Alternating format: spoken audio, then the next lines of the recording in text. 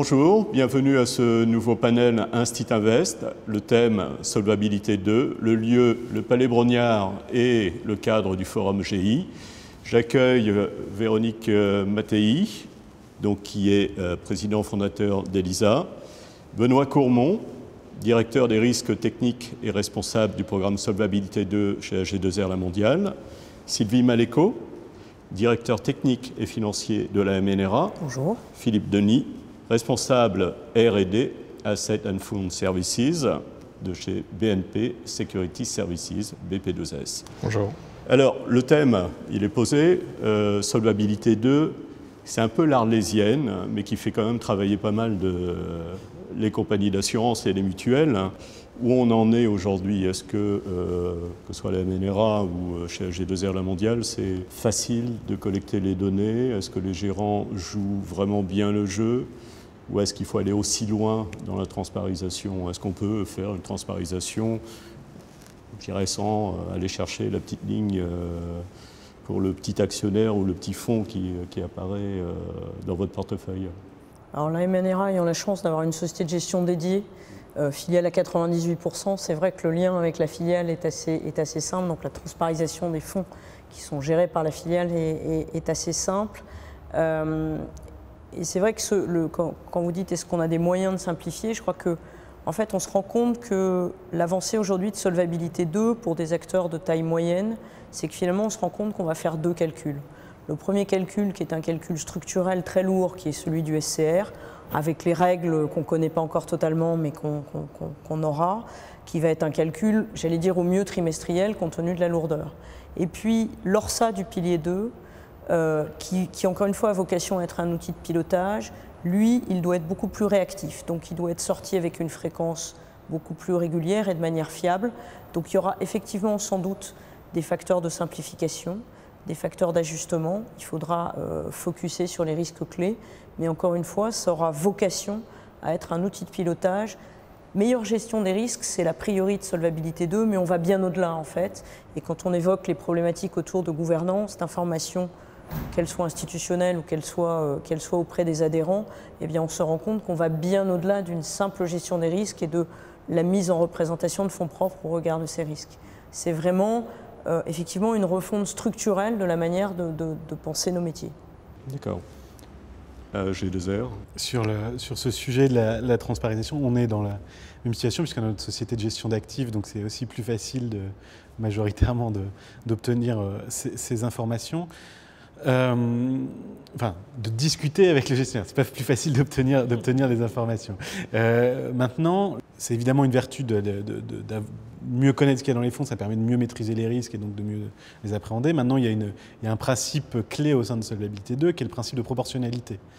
Et donc c'est clair qu'on va essayer de définir un curseur en se disant on va pas faire 100% de tous les fonds qu'on va aller chercher à transpariser en allant faire des fonds de fonds, parce que ça coûterait plus cher finalement par rapport à l'intérêt que ça a réellement en termes même d'appréhension du risque. Donc ça, voilà, la grande question c'est où je mets ce curseur.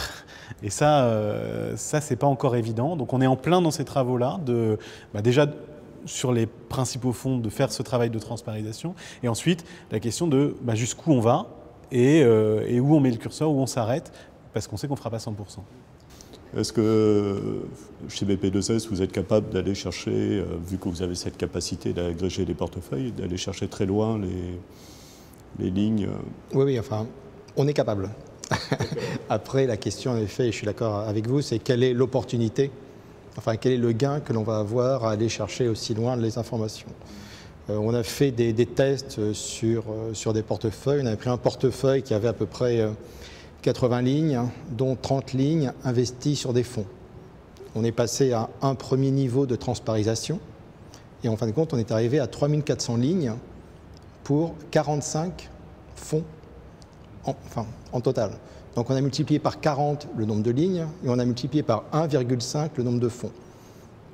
Et en fin de compte, on s'est aperçu qu'à partir de ce seuil-là, du premier niveau de transparisation, c'était suffisant parce qu'en fin de compte, les pourcentages d'investissement qui étaient marginaux sur les informations telles que les fonds qu'il restait analysés, c'était largement suffisant et on pouvait s'arrêter à ce niveau-là. On a aussi regardé, en fin de compte, on a fait une espèce d'analyse pour commencer, un peu une espèce de crossover entre les réglementations, notamment Solvency 2 et UCITS 4.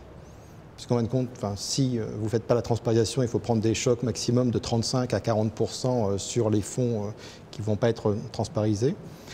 En regardant en fin de compte les liens entre UCITS 4, on a eu l'idée en fin de compte de dire mais pourquoi ne pas réutiliser toutes les informations du SRRI, de la classification des fonds, etc., d'ici en fin de compte, pour arriver en fin de compte à un choc différent de ce 40%, pour en fin de compte que du coup, que ça soit un agrément de place. De toute façon, c'est quelque chose qui va être publié régulièrement par les sociétés d'asset management, certainement une manière de limiter en fin de compte les travaux qui vont être coûteux, de transparisation maximum, mais qu'un premier niveau, c'est déjà suffisant pour traiter en fin de compte les fonds résiduels.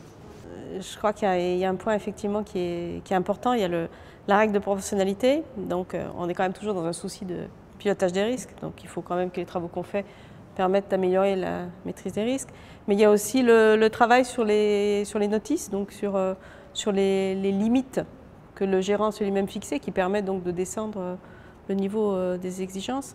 Moi, j'avais deux petits points complémentaires. Il me semble qu'en 2013, il se passe quelque chose aussi qui est un peu nouveau par rapport aux exercices QIS précédents. C'est que dans ce qu'on va nous demander de rendre le 6 septembre, là, il va falloir qu'on fasse une notice méthodologique. Donc ça rencontre exactement ce que vous venez de dire. Pour moi, pour la première fois, là, on va devoir justifier, expliquer les méthodes et on rentre dans une autre phase. Pour moi, on rentre dans une phase de production, d'industrialisation, des calculs aussi du pilier 1. Donc ça me semble un point important. Et enfin, le dernier point dans tout ça, c'est que moi, j'ai une problématique en amont du SCR, en général, c'est la problématique des valorisations des actifs. Et pas la justification, mais on va nous demander d'être capable de dire si c'est cohérent. Pourquoi ? Parce qu'en face, on a quand même des fonds propres prudentiels qui en dépendent assez directement. Alors j'ai dit assez directement parce qu'en vie, on sait qu'il y a tous les effets d'atténuation, mais tout de même. Donc à l'ordre 1, en fait, c'est vraiment tout cet aspect-là qu'il va falloir qu'on arrive à traiter là aussi de manière un peu industrielle, un peu sécurisée, qu'on soit capable de dire comment on vérifie. Alors on va certainement aller demander de l'aide à nos sociétés de gestion, qui nous poussent de l'information pour qu'on puisse donc justifier que nos valorisations, on les trouve cohérentes, justifiables, etc. Mais il y a toute cette partie-là qui peut être quand même complexe parce qu'on a des actifs dans des fonds, hors de fonds. On a des actifs quand même qui peuvent être assez peu liquides, on peut avoir des produits structurés, on a des participations, on a tout un ensemble de choses avec toute cette préoccupation qui est finalement plus importante en ordre de grandeur de résultat dans les aspects valorisation par rapport aux détails de calcul du SCR. Je crois que ce qui est intéressant, c'est que on évoquait tout à l'heure la prise de conscience au sein des structures d'une plus grande quantité de population sur Solvabilité 2. Je crois qu'on peut le dire aussi à l'échelle un peu plus macro, c'est-à-dire qu'il y a une prise de conscience et chez les institutionnels de l'ensemble de ces besoins qui se dessinent et chez les sociétés de gestion du fait qu'ils vont forcément d'une manière ou d'une autre être sollicités. Et il y a eu des démarches, je pense à celle du Club Ampère en particulier, d'essayer justement de faire travailler ensemble un certain nombre de sociétés de gestion, un certain nombre d'institutionnels pour dire finalement les besoins sont les mêmes pour tout le monde. Simplement, si on arrive à les organiser, à les structurer et être capable finalement de formater un envoi de données de la part des sociétés de gestion, peut-être via des intermédiaires comme vous, près des institutionnels, eh bien ça simplifiera le travail de tout le monde, ça évitera que chacun fasse son reporting dans son coin avec son format. Et je pense que là aussi, il y a à la fois un travail individuel dans toutes les structures, mais il y a aussi un travail collectif de place qui est fait, encore une fois, l'initiative du Club Ampère en est un exemple, mais ce n'est pas le seul, et qui va permettre d'aider tout le monde à avancer. Et je pense en particulier aux acteurs de taille moyenne, parce que c'est vrai que nous, on n'a pas les moyens de mettre des dizaines de gens pour aller valider ce qu'il y a à l'intérieur des fonds, comment c'est valorisé, etc. Mais Philippe, est-ce que vous pouvez structurer justement sur la partie Club Ampère, en effet, on a participé aux études puisqu'on a été sollicité. Aujourd'hui, on a des clients qui ont déjà signé de la fourniture de calcul de SCR marché. Et en fin de compte, vis-à-vis de certains des intervenants de la place, donc que ce soit des asset managers ou de leurs dépositaires, on a demandé en effet de la fourniture d'informations au format Club Ampère, histoire de simplifier la vie à tout le monde, puisque c'est ça qui est aussi important, quoi. Enfin, développer des interfaces, on sait tous faire, la valeur ajoutée est quand même très très faible à la fin de la journée pour chacun d'entre nous. Voilà, donc ça en effet, donc ça on est parti dans cette logique-là. Par contre, ce qu'on a aussi développé pour justement ces aspects d'éducation et de communication, quand on a implémenté le SCR marché, on a aussi implémenté des nouvelles fact sheets, qu'on a appelées des fact sheets de stabilité du SCR, dans lesquels en 3 pages, on restitue l'information essentielle du SCR en tant que mandat ou fonds, mais aussi à la limite d'un SCR globalisé sur un ensemble de portefeuilles et de mandats, avec quelque chose que la réglementation n'avait pas demandé, une vision historique de l'évolution des différents risques SCR. Histoire de pouvoir utiliser ça vis-à-vis du board, vis-à-vis du management, ou même vis-à-vis de l'asset manager, du gestionnaire de fonds, vis-à-vis de ses clients, pour en fin de compte expliquer sa gestion et la stabilité de sa gestion ou pas dans ces contextes-là. Donc il y a bien en effet des objectifs d'éducation, de simplification qui sont importants dans ces contextes. Et cette fact sheet de stabilité, on a été jusqu'à la mettre sur le web de manière interactive et dynamique pour permettre en fin de compte l'exploration et la navigation et la compréhension des informations qui peuvent poser problème en termes de valorisation, en termes d'écart de valorisation ou différentiel de valorisation. Justement, pour les sociétés de gestion, celles qui ne veulent pas jouer le jeu de la transparisation, est-ce qu'il y a un danger pour elles de ne plus être retenues par les assureurs ou les mutuelles à l'avenir? Benoît?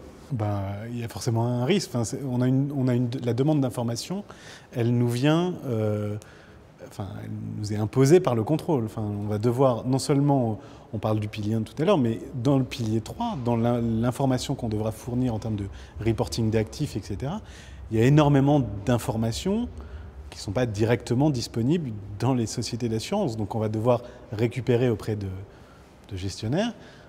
S'ils ne nous le donnent pas et que ça nous met en porte-à-faux vis-à-vis du contrôle, ça sera un problème dans la relation qu'on aura avec les gestionnaires.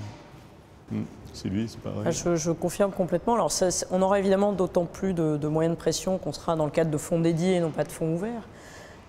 Maintenant, il faut voir jusqu'où on peut aller. C'est-à-dire que il est clair que pour des acteurs, ce n'est pas notre cas, mais des acteurs qui auraient des fonds de fonds alternatifs, par exemple, aller transpariser toutes les lignes des hedge funds, ça relève juste du roman. C'est absolument impossible.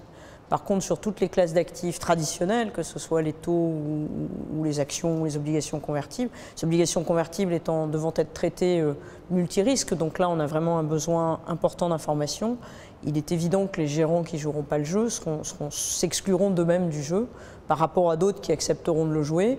Ça fait partie du service légitime, mais je crois que tous l'ont compris de façon très approfondie. En aparté, tout à l'heure, vous parliez de la possibilité pour les gérants de faire une gestion avec le SCR comme donnée. Est-ce que ça existe? Est-ce que ça a du sens aujourd'hui? Alors, je n'ai pas vu de fonds ouverts de ce type-là. Je pense qu'il y a déjà des réflexions, c'est plus facile à construire sur des fonds dédiés. Je pense aux fonds d'allocation dynamique. Aujourd'hui, on les gère en fonction d'un certain nombre de critères de risque qui sont la volatilité, qui sont la tracking error, il y a différents indicateurs. Je pense que le SCR deviendra pour certains un indicateur, c'est-à-dire qu'on dira aux gérants, vous avez droit à, pour faire simple, toutes les classes d'actifs de 0 à 100%. Simplement, vous gérez en fonction d'une fourchette de SCR, alors qui sera une composante du SCR global de l'assureur, qui viendra à l'intérieur de ça.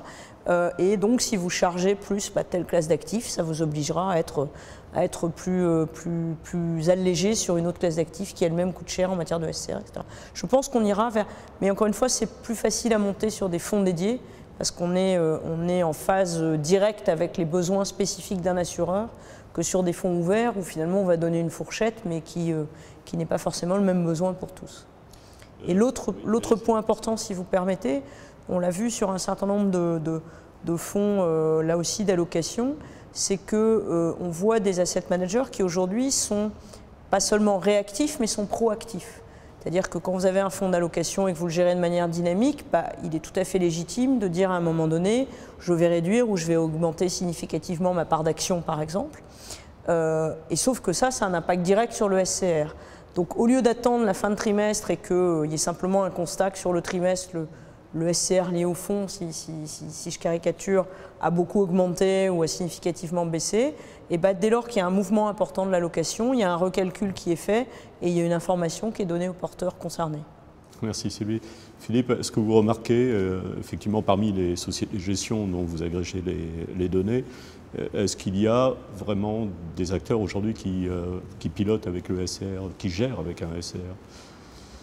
Je dirais quand on a présenté les fact sheets de stabilité qui présentent en fin de compte la vision du SCR marché pour les fonds, etc., il y a eu un très bon retour de l'industrie, tant des gestionnaires de fonds que des assureurs.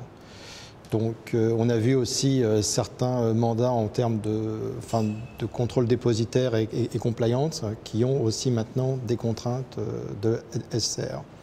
Donc oui, c'est en train, je dirais, de décoller, parce que bon, Solvency II décolle aussi, donc on en est là. C'est en train de décoller et ça va certainement avoir tendance à se développer, oui. Tout à l'heure, vous parliez des branches longues. Il y a une étude en cours, je ne sais pas où on en est. Est-ce qu'à un moment, j'avais vu mars, puis après juin, pour les résultats de l'étude. Qu'est-ce que ça va donner? Je dirais, qu'est-ce que ça peut changer aussi pour vous? Je pense que c'est un sujet vraiment brûlant. Est-ce que vous pouvez en dire un mot, Benoît? Je peux en dire un mot. Alors, on dit une étude.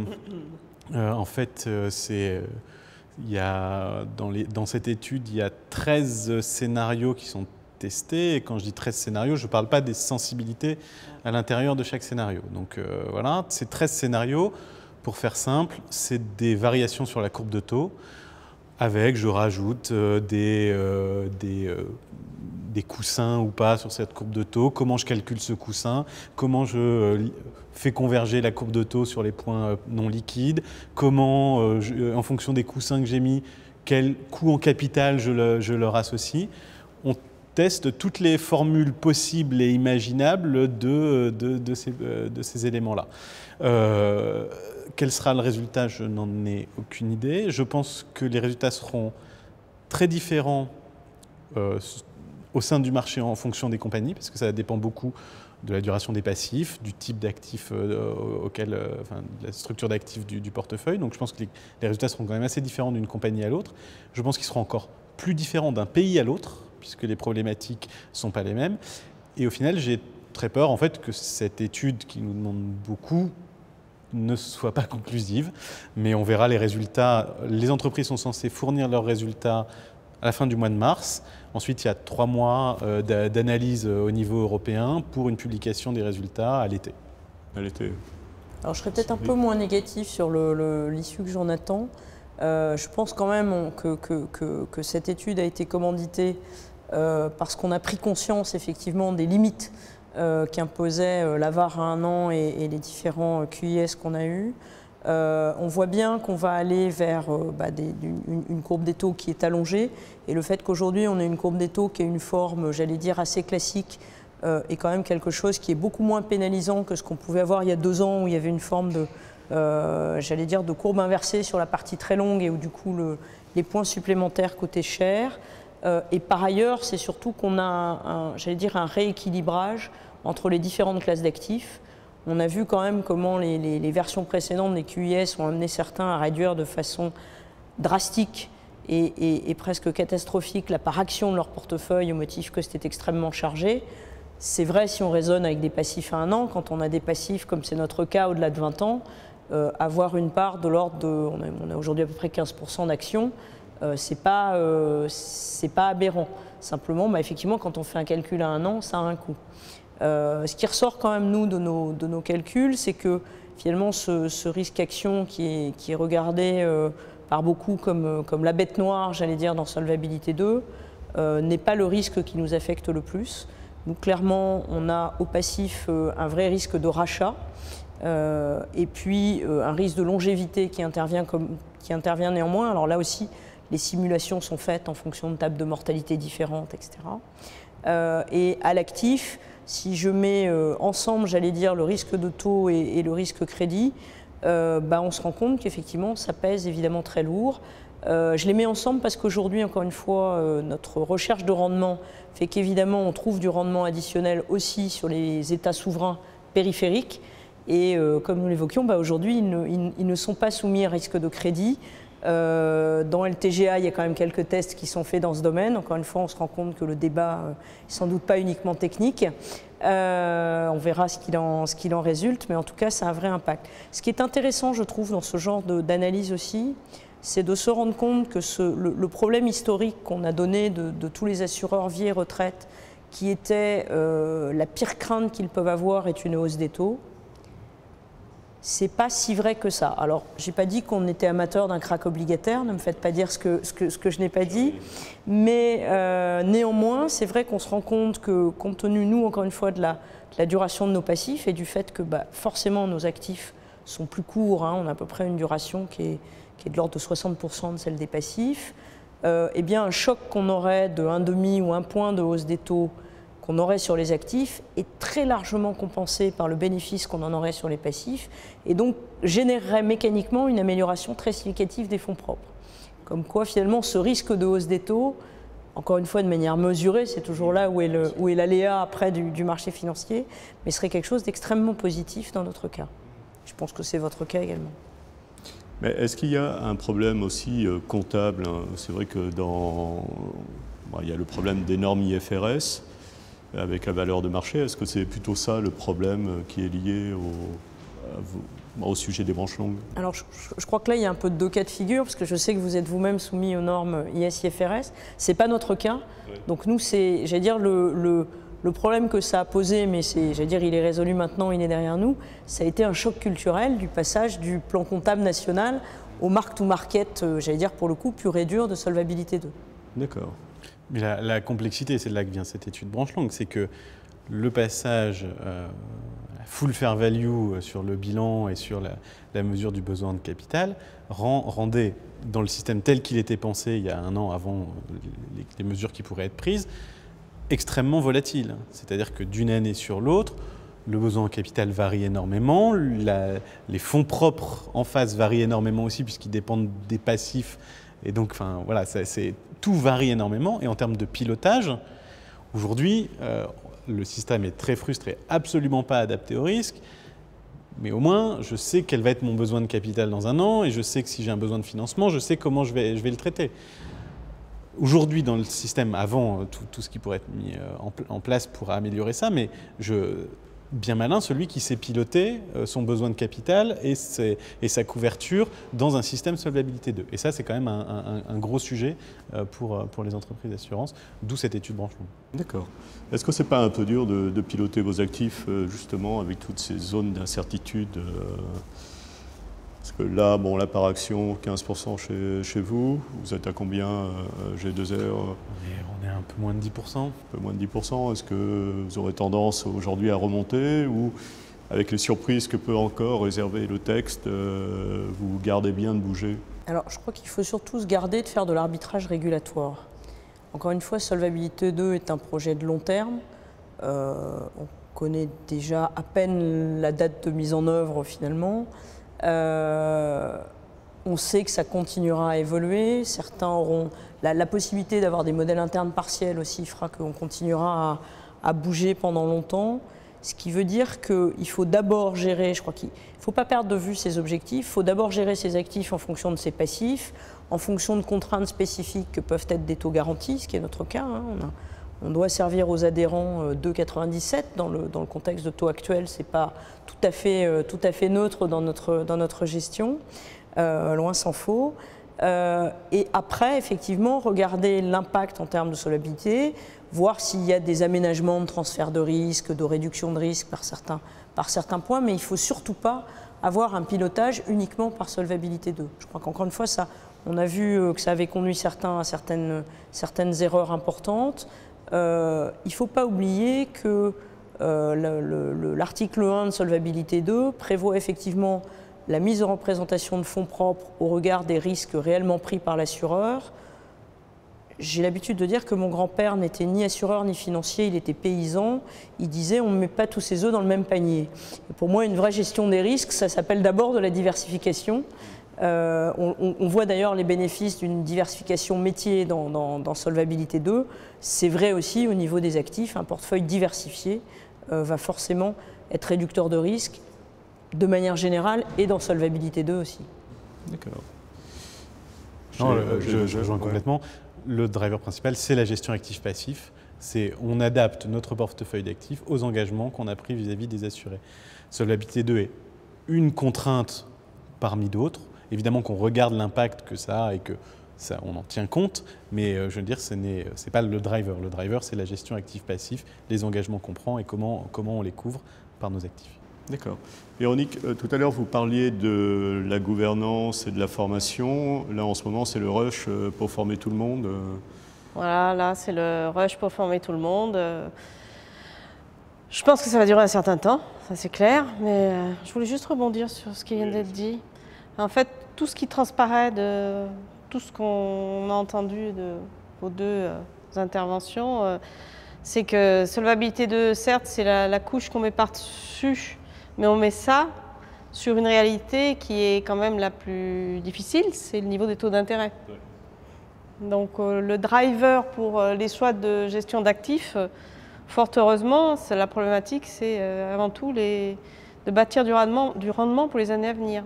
Et ça, c'est quand même le vrai sujet d'actualité. Donc après, quand on parle, on a l'impression qu'on parle beaucoup justement de SCR, de besoin de fonds propres, etc. Mais le problème, c'est qu'il faut quand même arriver à trouver du rendement, quoi. Donc tu viens de nous dire que tu avais des exigences de taux qui étaient quand même significatives. Je veux dire, le business model de l'assurance, c'est qu'il y a des résultats techniques et puis il y a des résultats financiers, donc il y a un équilibre à avoir. On sait qu'on est dans une période qui est quand même difficile sur les deux côtés. Donc il y a une espèce de chapeau de Solvabilité 2, mais quand même l'essentiel, et heureusement ou malheureusement, des décisions de gestion n'ont pas été guidées, me semble-t-il, par Solvabilité 2 depuis quelques années. C'est-à-dire quand on dit on a allégé les actions parce qu'il faut alléger les actions pour Solvabilité 2, on dit mais est-ce qu'on n'aurait pas allégé les actions parce qu'on avait perdu tellement d'argent qu'on se disait que après la crise, il fallait peut-être un peu alléger. Donc je veux dire, on a un environnement qui est financièrement très très complexe depuis quelques années. Donc les organisations bougent. Je pense que c'est intéressant la transversalité parce que même BNP Paribas Security Services, qui n'est pas directement concerné par Solvabilité 2, on s'est quand même mis en ordre de marche de manière transversale avec notre assureur et notre asset manager pour répondre à la problématique. Donc, en fin de compte, ça va au-delà en fin de compte, des frontières uniquement des premiers concernés qui sont bien sûr les assureurs et les mutuelles, quoi.